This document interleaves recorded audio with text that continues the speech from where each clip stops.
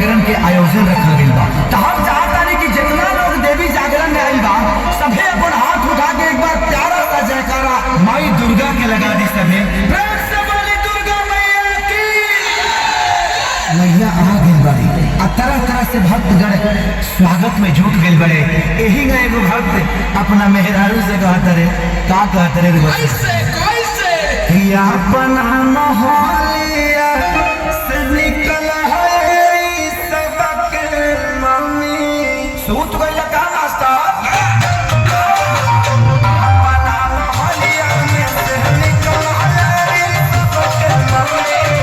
अपना मोहलिया में से निकल है सबक मम्मी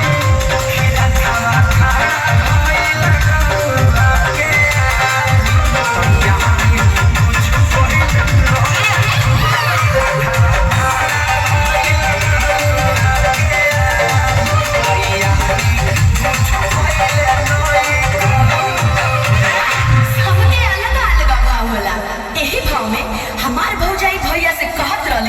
तो भैया कहलन है कि का हो तो देखी ना कितना भाव में और कितना प्यार से कहत है पूजा के कहला तैयारी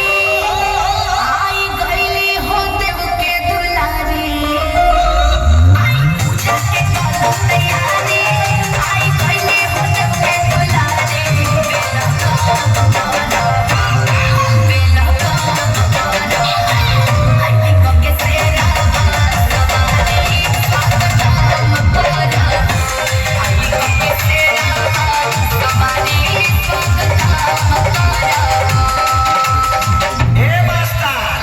कि जितना लोग अपना सर में गमछा बंधले बा सब लोग एक बार खोल के लहरा दे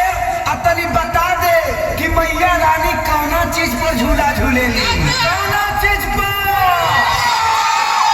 एक लमर आजा कि झूमेली झूम झूम